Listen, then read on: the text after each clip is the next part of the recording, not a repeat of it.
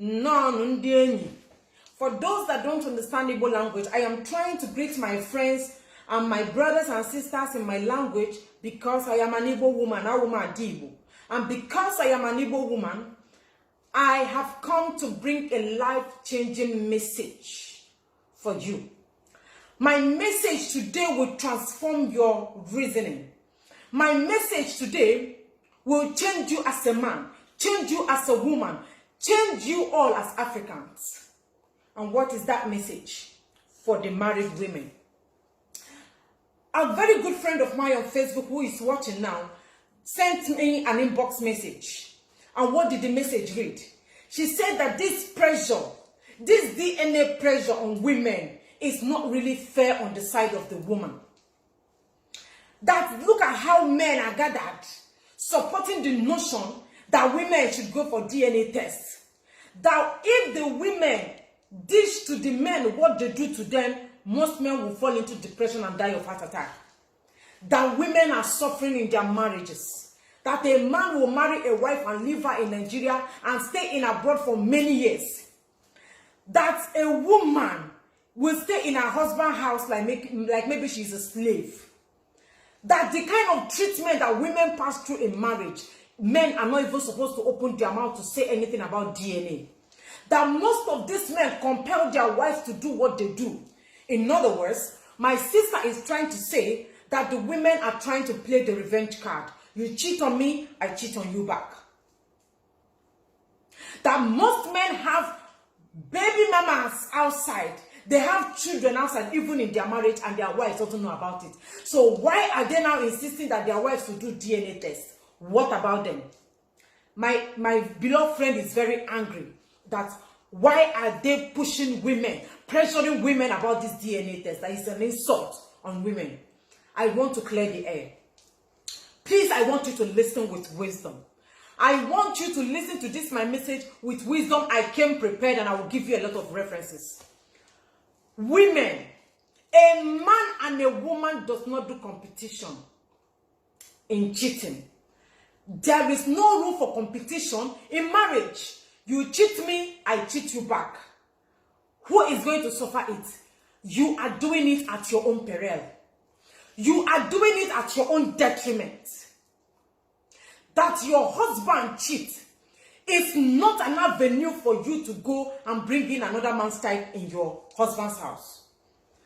Women, do you know that your husband could go outside and bring in a woman and tell you he wants to marry a second wife? You don't have a say about it. It's either you stay or you pack and go. Now, I have said this thing several times. Women, if your marriages or the marriage you are presently in is not giving you butter like you wanted, pack your bag and go. If your sanity is at stake in your marriage, you are going mad already. You cannot contain it any longer. Pack and go. But when you stay in a man's house, claiming that you want to play the revenge card, you want to play the revenge game, as far as that he is cheating, he is going out, he has other children, you will also go and get pregnant outside. It is not obtainable in Africa. There is no place of that. A man and a woman is not in competition. You must understand that the man is the owner of that house. And maybe after this video, you will understand that women are tenants in their husband's house, because a man could wake up tomorrow and kick you out of the house. Do you have anything to do or say about it? Of course not. Don't call this one slavery. That is what it entails to be an African woman and an African man. Do you know that it is almost impossible for a man to stay with just one woman? A woman can stay for 40 years, 45 years of her life without a man. But a man cannot stay 1 year, 2 years, 3 years, 4 years, 5 years without a woman. I want you to understand that the way a man and a woman is wired is different. It started from creation. We are not the one that started it. That's why I said I'm going to give you references. You must know that the way they wire and socket a woman, a man, is not the way they wire man. The systems are not the same. The system of a man and a woman are brought the same thing. Don't compare yourself to your husband. That is why I said a man can marry as many wives as he can. Traditionally, every African man is supposed to live with more than one wife. Every man is supposed to marry 2 wives. to reduce the population of women. Every man is supposed to live with one wife, if not because of the hardship of the land and the Western colonization. Every man is supposed to be living with 2, 3, or 4 wives once he can take care of them. Let me also give you another reference. Do you know that most of our big pastors, most of you that go to church, our big pastors, most of them, even the smaller pastors, sleep with their choristers. They fear God. They worship God. They do the things of God. But have you asked, why do they now sleep with their choristers when they have wives? Why are they sleeping with the ushers when they have wives? Why are they sleeping with their church members? Why are the pastors sleeping with your wives when they also have their wives at home? Meaning that a man is wired not to just stay with just one woman. Any man that tells you that he is only having one woman, ever since he's a human being up to now, the man is a chronic liar. The man is a liar. It is not true. That is the system of a man. Let me use Catholic Church as an instance. For those of you that are Catholic Church members, do you know that the Catholic Church has this, what's it called? Will I call it principle? That they have this law that every Catholic Reverend Father must not marry. That is what Catholic people said, that their father will not marry. But in Catholic Church, most of your Reverend Fathers have children. Most of your Reverend Fathers are secretly married. Most of your Reverend Fathers have concubines. Are you aware of that? What am I trying to say? A man cannot stay without a woman. That is why you see the cases of, he cheats me, I did not cheat. You did not cheat, though, you cheat me. Now, let us go to the Bible. For those of you that will still continue this argument, I will give you Bible references. In the Bible, Abraham is the father of all nations. But Abraham had Sarah. Sarah could not bear him a son or a child. Sarah went and got her Egyptian concubine, Egyptian servant, give to her husband, Abraham, as a concubine, to give her husband a son. And Hagar gave birth to Ishmael. When Sarah died, Abraham went ahead and married another woman named Keturah. Abraham is the father of all nations. But Abraham still cannot stay with one woman. King David is a man after God's heart. David had 8 recorded wives in the Bible. The Bible said that there are other wives that are not recorded. In fact, he had 8 recorded wives and many more concubines that are not recorded. And God even said that he was going to give David many more concubines if he wants. You can go and read up your Bible. What about King Saul? Saul had a wife and a concubine that gave him 2 sons. Noah had wives. Are you now getting where we are coming from? That this whole thing started from the Bible. What about the almighty King Solomon? The wisest of the kings.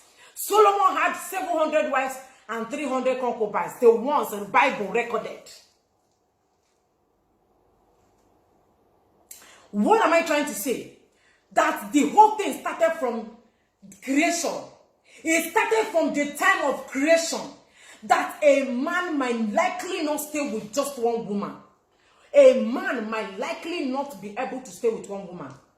So before you blame your husband, you must know that Abraham did not live with one woman. That Noah built the ark of God, did not live with one woman. That King Saul did not live with one woman. That King David, the man after God's heart, did not live with one woman.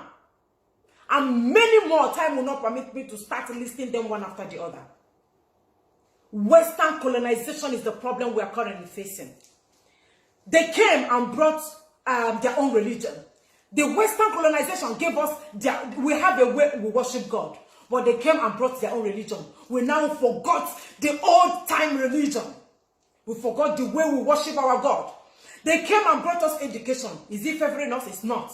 They came and gave us their own system of marriage. That is why we are wearing wedding gown to do marriage. They came and told us one man, one wife. Our men are now suffering in the toilet, doing masturbation. Our men are wasting cartons of cartons of soap to masturbate. Now, masturbation or masturbating and marrying one wife or 2 wives, which one is now better? They now force our men to behave the way they know they cannot behave. They are pushing our men to act the way they know will not be comfortable for them. They now force men to do one man one. It's a Christian marriage. This marriage is a Christian marriage. You must live with one wife. That is why the case of a side chick will never stop. All these women loitering around, who will marry them? Who will marry them? And in 5 to 10 years coming, government will have no other option than to force women on men. So that is why I am saying you should not compare. Do not do that comparison that your husband cheats, you will cheat. Normally, every man should be living with 3 wives. This week, this woman will sleep with this man. Cook for him. This other week, the second one will cook. Do you know that those days, in the time of our great-grandmothers, as I am now, maybe I'm of age, I'm getting older and weak, I will bring my younger sister and give my husband to marry. Do you know that? That is why men are evergreen. Everly green. Men are foundation. But that is why in Igbo land, if you have not given birth to a male child, you have not started. Are you telling that is why in marriages, a woman will be menstruating and a man will have to wait for 5 days or thereabout? After menstruation, the woman will go into ovulation, mood swing, unhappiness, not being happy, shawarma time, what's it called? Pizza mood. So many moods before she come out of the mood. She will tell the man she don't want to do sex. Now I'm not interested. But in the time of our father, when you are menstruating, another woman will take over. All of you cannot menstruate at the same time. If this one is, if you are menstruating, you cannot serve your husband food. You can't cook for him. You cannot sleep with him. We worship our men like God. Our men are our God. Do you understand? But they brought Western colonization, took our religion, took our way of life, took our culture, took our tradition, took our everything, collected our marriage, gave us white wedding, gave us so many things that is not benefiting us, and suffering our men in toilets, forcing our men to be doing shakwa in the name of masturbation. And you're telling me that as a woman, that you are still going to be insulting your husband. If after watching my video, you continue pointing fingers at your husband that he's a cheat, you are an evil woman and you are supposed to be ostracized from the land. If after watching this video, you say you must cheat on your husband, that he cheat, you cheat, you should be spat on. You should be ostracized, pursued out of the land. It's a sacrilege for a woman to open her mouth to say that. You don't compare yourself to a man. There's a way they go through. You don't have a go through. The men have it. So you don't compare. There is no room for comparison. The Western colonization has affected us. The Western colonization has killed us. That is why cheating will not stop. Side chick will not stop. It did not stop in the Old Testament. It did not stop in the Bible. And the ones that want to introduce New Testament, did it end in New Testament? The recent pastors we have now, I don't know the New Testament pastors, have they stopped cheating? Have they stopped sleeping with other women? Have they stopped sleeping with choristers and your wives? The New Testament pastors, I'm asking, hypocrisy. We must go back to our old-time religion. The old-time religion, we must go back to our old way of life. We must go back to the way we believe. If not, you see, cheating or no cheating, your husband will cheat. Forget that, you both gave us the cheating language. He cheated on me now. He cheated on me now. We know the truth. I know the truth. You know that you know the truth. They gave us cheating. He is cheating on you. What do you call cheating? Our fathers married many wives and they stayed in love without jealousy. They had concubines without jealousy. Once he can take care of them, they live happily. This time around, your husband will just look at a woman one side and say, why are you looking at a woman who is calling you on the phone? Why are you doing this? Why are you not doing that? Bullshit. Western colonization is our problem and it must change. If not, hey, go and build more coffins. Because if the Western colonization did not change us with all the problems we have faced because of what they have done, if we don't overhaul our reasoning and throw away the Western colonization, embrace our own, take our culture, tradition, if we don't take it, women will be killing their husbands. So we are talking of DNA test. This time around, they will be openly shooting their husbands because the women of today have wickedness, hatred. My fellow men, the only thing, you see, I'm a woman, but I will tell you, fear woman. Fear woman. Woman is the only person that met devils face to face. Ate apple. You did not eat the apple. If a woman tell you she's going to kill you around 7 o'clock, it will not pass 7 o'clock. She says she will kill you around 12, brother. 12 o'clock, you are gone. Go and buy your coffin. So that is why the Western colonization should go. Men should marry more than one wife. And sanity will be restored in Africa. That is the message I have to tell you today. If you like, you take it all. If you like, continue going around looking for your husband who he cheat and who he did not cheat. Now you go suffer him at the end of the day. Thank you for